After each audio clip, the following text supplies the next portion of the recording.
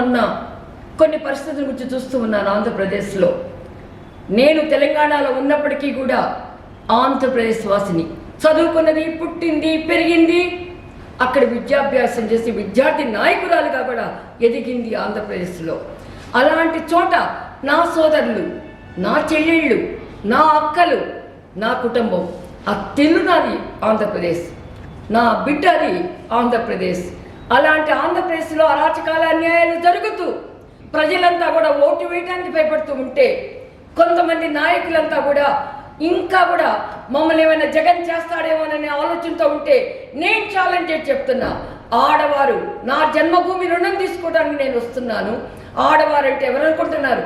ఆడవారంటే అలసిపోయిన వారు కాదు, ఆడవారంటే అలిగిపోయి ఉండేవారు కాదు, ఆడవారంటే మీ మాటలు వినేటువంటి వాళ్ళు కాదు. ఆడవాళ్ళలో ఉన్న ధైర్యం ప్రపంచానికి ఆదర్శం. ఈనాడు భారతదేశ స్వాతంత్ర సంగ్రామానికి మొదటి ఊపిరి పోసింది ఎవరు? రజియా సుల్తానా. ఆ తర్వాత సిపాయిల తిరుగుబాటు నడిపించింది ఎవరు? ఝాన్సీ లక్ష్మి. ఉప్పు సత్యాగ్రహాన్ని, దండి సత్యాగ్రహాన్ని నడిపించింది ఎవరు? సరోజినీ నాయుడు.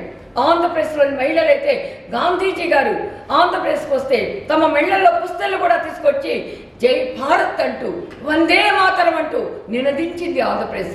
అల్లూరి సీతారామరాజు రక్తం ఉన్నటువంటి ఆంధ్రప్రదేశ్లో రాణి రుద్రమ రక్తం, మగువ మాంచాల రక్తం ప్రవహిస్తున్నటువంటి మహిళామణులు అనేక మంది ఉన్నారు.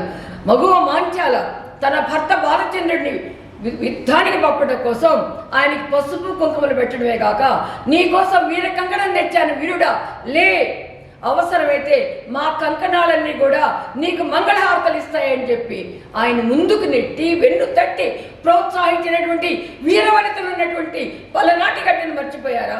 ఆ శౌర్యాన్ని మర్చిపోయారా? ఆ ధైర్యాన్ని మర్చిపోయారా? ఆనాడు ఉన్నటువంటి ఆ రవ్యస్తవంతుల బ్రిటిష్ సామ్రాజ్యాన్ని గడగడలాడించినటువంటి అల్లూరి సీతారామరాజు రక్తం మీరు మర్చిపోయారా?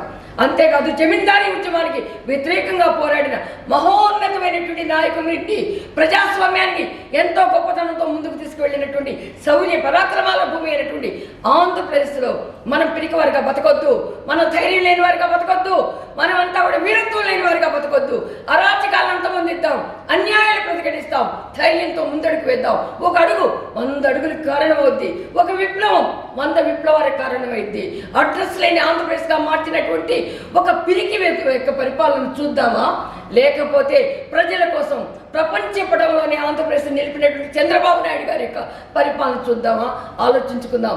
సైకిల్ గుర్తుకు ఓటేద్దాం. మన శౌర్యాన్ని, పరాక్రమాన్ని, పౌరుషాన్ని మరొక్క మారు భారతదేశ చరిత్రలో లిఖింపజేద్దాం.